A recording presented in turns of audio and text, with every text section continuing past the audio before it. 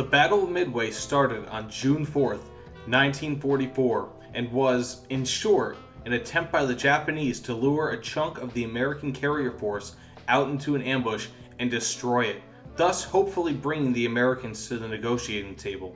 The Japanese knew they could not win a protracted war with America, so they opted instead to adopt a doctrine of decisive victories, which they hoped would be so shocking that America would lose the will to fight early on. This said, the Japanese knew the Americans would fight vigorously to defend Midway, and even though the atoll was not of particular importance to the Japanese, would set the stage for future campaigns if they managed to secure victory.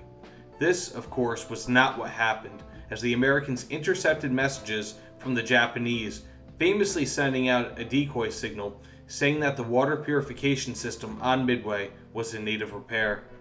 When the Japanese sent out a coded signal showing that AF had no water, the Americans knew where the Japanese were planning to attack and approximated where they were coming from.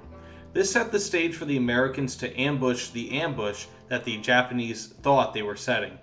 Combined with faulty assumptions of where the Americans were, how many carriers they had, and how the Americans would fight, the Japanese were at a serious disadvantage before the battle even started, while they thought they had the upper hand.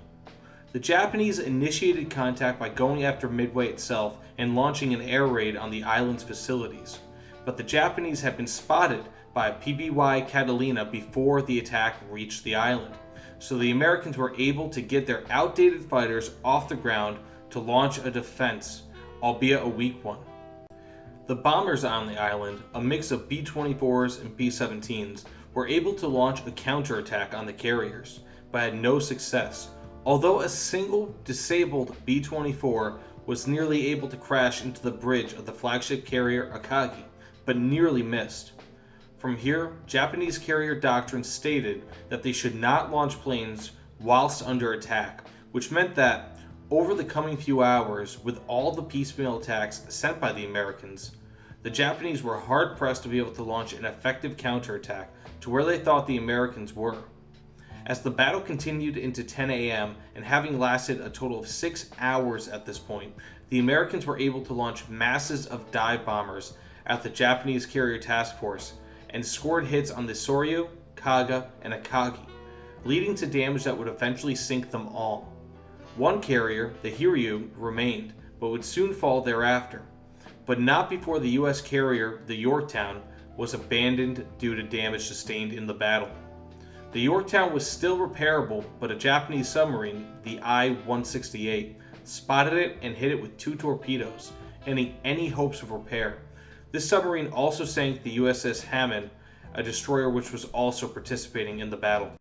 This all said, the Battle of Midway had far-reaching implications and could possibly be called the most decisive battle in naval warfare history, even when comparing to other battles, such as the Battle of Tsushima Strait and the Battle of Salamis.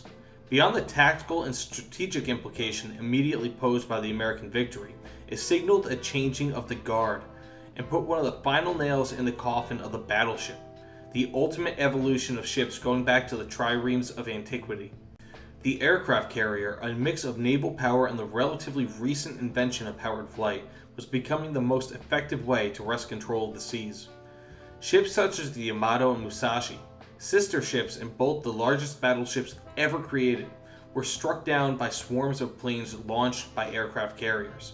Even the third ship in the Yamato class of battleships, the Shinano, was converted partway through construction to be an aircraft carrier, and a unique role killed a support carrier, due to the fact that it was too far along in construction to be a pure aircraft carrier after having been converted. This conversion from battleship to carrier was done out of necessity due to the losses sustained by the Imperial Japanese Navy at Midway, and took until 1944 to complete. On its maiden voyage, it was sunk by the USS Archerfish without ever having seen a battle. Initially, the captain of the Archerfish thought it was a significantly smaller and less important target, though still a carrier, and it was not known until after the war what had truly happened. This remains the largest ship ever sunk by a submarine, and possibly even the most militarily significant. The ship weighed in at about 70,000 tons. This said, the emergency conversion to a carrier perfectly shows the need of carriers and their superiority to battleships and old-school capital ships. The Japanese were willing to place into combat faulty ships if they could carry planes, as these would be more capable than a large battleship. Ultimately, Midway acted as a turning point in the history of naval warfare, not just for the strategic implications of the battle, but also for the way that it made leaders realize how important naval aviation is. With the exception of the Iowa-class battleships, due to the fact that they were far enough along in construction by 1942, battleships and the development of similarly large gun-based ships was largely discontinued, with few exceptions, such as the Alaska class of large cruisers, as well as the Des Moines class of regular heavy cruisers. Especially with jet technology coming to naval aviation in the immediate future, it was realized that one could deliver bombs, rockets, torpedoes, or other ordnance accurately over possibly hundreds of miles, whereas it was said that near the max range of possibly the most accurate battleships of all time, the Iowa class, one might expect a 2.5% chance of hitting within 500 meters of a target. That max range for the Iowa class was only 24 miles, of which was the distance an F-2H Banshee carrier-based fighter plane from the late 1940s could carry 3,000 pounds of bombs in just over 3 minutes at cruising speed. While still used as fire support through even the early 90s, battleships were an evolutionary dead end, and while they still inspire awe or fear depending on whose side you're on, they are a relic of the past, largely due to the success of new tactics formed at Midway.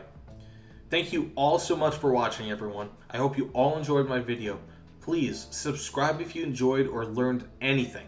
It really just means a ton to me. That said, I hope you all have a great day. Thanks again for watching, and take care, everyone.